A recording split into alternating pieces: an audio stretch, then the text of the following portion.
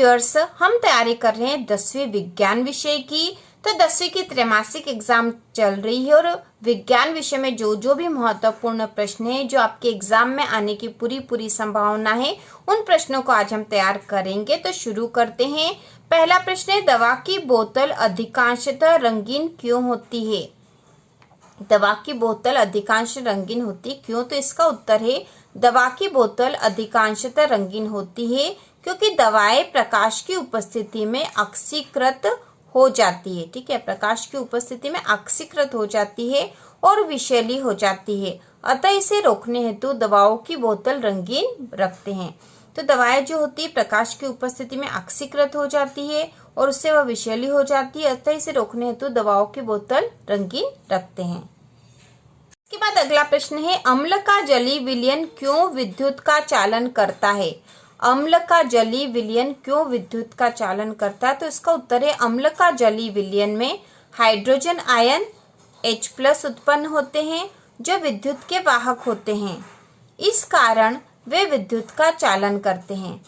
अम्ल का जलीय विलयन में हाइड्रोजन आयन उत्पन्न होते हैं जो विद्युत के वाहक होते हैं, इस कारण वे विद्युत का चालन करते हैं। इसके बाद अगला प्रश्न है, ताजे दूध का pH मान 6 होता है, दही बन जाने पर इसके pH के मान में क्या परिवर्तन होगा?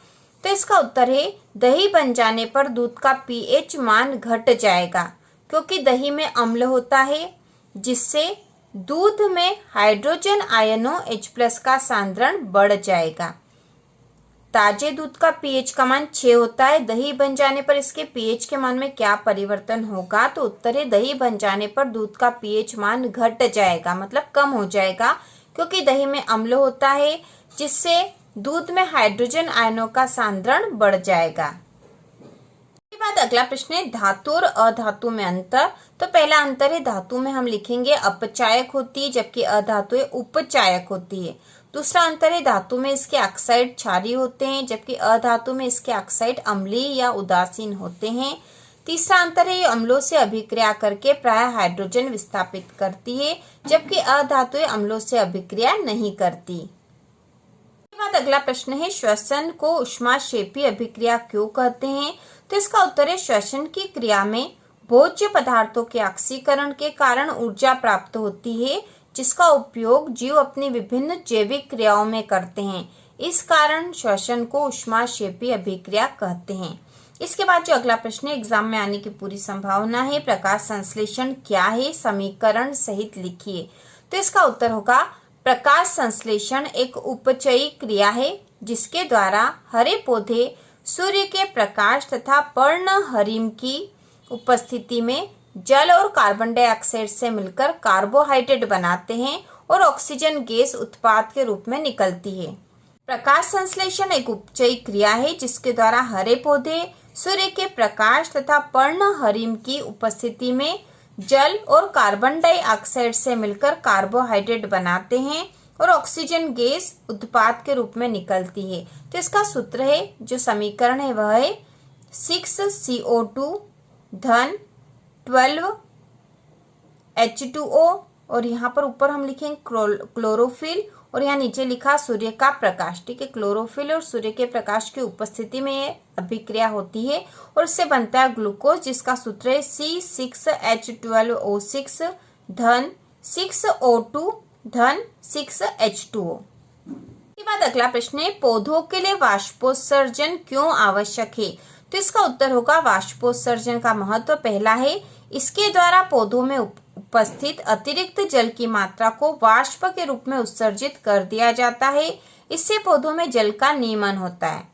इसके द्वारा पौधों में उपस्थित अतिरिक्त जल की मात्रा को वाष्प के रूप में उत्सर्जित कर दिया जाता है, इससे पौधों में जल का नियमन होता है, क्योंकि वाष्पोत्सर्जन से जो अतिरिक्त मात्रा होती है जल की, वो पौधों से बाहर निकल जाती है। दूसरा है, यह पौधों में खिंचाव पैदा करता है जिससे जड़ें मृदा से लवण एवं जल को अवशोषित करके पौधों के ऊपरी भाग में पत्तियों तक प्रेषित कर पाते हैं।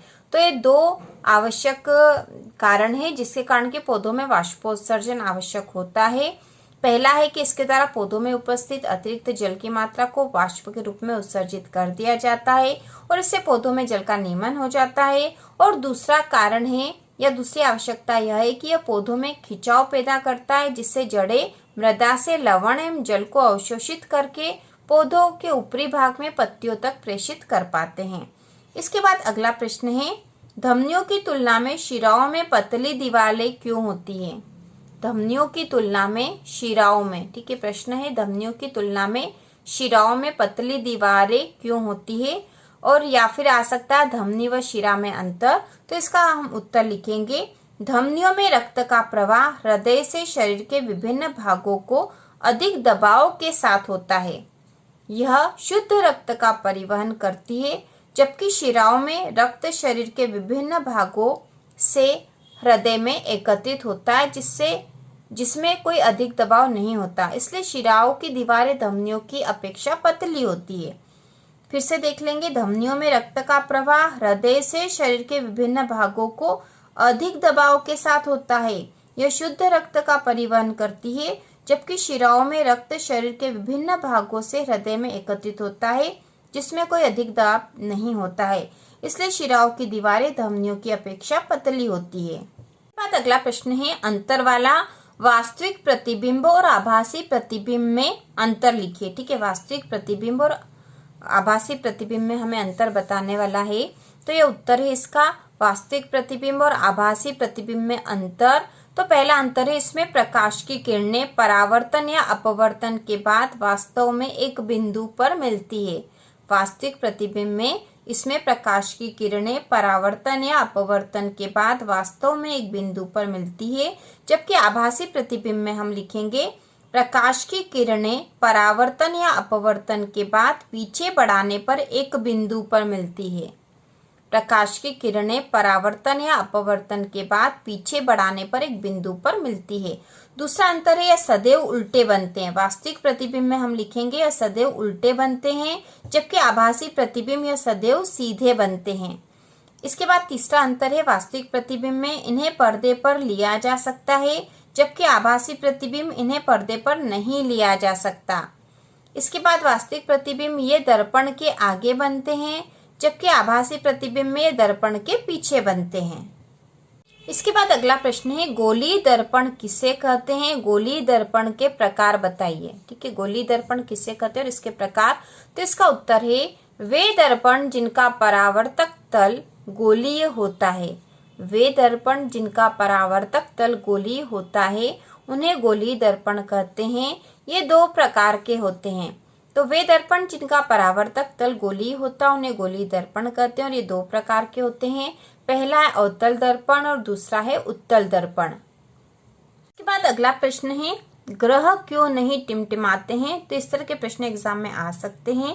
ग्रह पृथ्वी से बहुत अधिक दूरी पर नहीं होते, इसलिए अपवर्तन के कारण उनसे आने वाले प्रकाश किरणों की मात्रा का औसत परिवर्तन शून्य होता है, इसलिए ग्रह नहीं टिमटिमाते। इसके बाद अगला है, स्वच्छ आकाश का रंग नीला क्यों होता है? तो इसका उत्तर है, जब सूर्य का प्रकाश वायुमंडल से गुजरता है तो वायु के सूक्ष्म कण लाल रंग की अपेक्षा नीले रंग की छोटी तरंगदैर्ध्य को अधिक प्रबलता से प्रकीर्णन करते हैं। प्रकीर्णित हुआ नीला प्रकाश हमारे नेत्रों में प्रवेश करता है, अतः आकाश का रंग नीला होता है। इसके बाद अगला प्रश्न है, किसी अंतरिक्ष यात्री को आकाश नीले की अपेक्षा काला क्यों प्रतीत होता है? तो इसका उत्तर है, वायुमंडल की अनुपस्थिति में प्रकाश का प्रकीर्णन नहीं हो पाता, इसलिए अंतरिक्ष यात्री को आकाश काला प्रतीत होता है। किसी अंतरिक्ष यात्री को आकाश नीले की अपेक्षा काला क्यों प्रतीत होता है? तो इसका उत्तर है, वायुमंडल की अनुपस्थिति में प्रकाश का प्रकीर्णन नहीं हो पाता, क्योंकि अंतरिक्ष में है वह यात्री और अंतरिक्ष में वायुमंडल नहीं होता है, इसलिए वायुमंडल की अनुपस्थिति में प्रकाश का प्रकीर्णन नहीं हो पाता, इसलिए अंतरिक्ष यात्री को आकाश काला प्रतीत होता है। इसके बाद अगला प्रश्न है, ग्लोबल वार्मिंग के कोई 3 कारण लिखिए। ठीक है, ग्लोबल वार्मिंग के 3 कारण। तो इसके 3 कारण हम लिखेंगे। पहला है, वृक्षों की अत्यधिक कटाई के कारण। वृक्षों की अत्यधिक कटाई से वातावरण में CO2 गैस की वृद्धि। दूसरा है जीवाश्म ईंधनों के दहन से उत्पन्न CO2 एवं CO गैसों की मात्रा में वृद्धि। जीवाश्म ईंधनों के दहन से उत्पन्न CO2 मतलब कार्बन डाइऑक्साइड, CO मतलब कार्बन मोनोऑक्साइड गैसों की मात्रा में वृद्धि। और तीसरा है एरोसोल जैसे CFC मतलब क्लोरोफ्लोरोकार्बन का AC व रेफ्रिजरेशन में उपयोग। अगला प्रश्न है ग्रीन हाउस प्रभाव समझाइए। तो इसका उत्तर है ठंडे प्रदेशों में हरे पौधों को ठंड से बचाने के लिए कांच के घर का निर्माण कर उसमें उगाया जाता है। सूर्य के प्रकाश में जिन किरणों की तरंगदैर्घ्य कम होती है अथवा कांच के घर में प्रवेश तो कर जाती है परंतु टकराने के बाद तरंगदैर्घ्य बढ़ जाने से पुनः वातावरण में नहीं लौट पाती। फलतः कांच का घर का ताप वायुमंडल से अधिक रहता है। इस घटना को ग्रीन हाउस प्रभाव कहते हैं।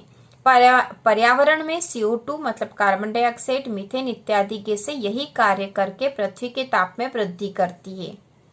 के बाद अगला प्रश्न जो चित्र वाले प्रश्न आ सकते हैं वह प्रिज्म द्वारा श्वेत प्रकाश के वर्ण विक्षेपण को चित्र द्वारा दर्शाइए। तो यह आ सकता है या फिर मानव नेत्र का नामांकित चित्र। ठीक है, मानव नेत्र का नामांकित चित्र, इन दोनों में से कोई सा एक क्वेश्चन जरूर ही आपके एग्जाम में आएगा। तो मानव नेत्र का नामांकित चित्र भी आप अपनी बुक में से कर सकते हो और प्रिज्म द्वारा श्वेत प्रकाश का वर्ण विक्षेपण भी कर सकते हो। तो इस प्रकार हमने विज्ञान विषय के सारे इंपॉर्टेंट क्वेश्चन कर लिए हैं। इसी प्रकार के और वीडियो देखने के लिए कक्षा 10वीं की संपूर्ण तैयारी के लिए चैनल को सब्सक्राइब कीजिए।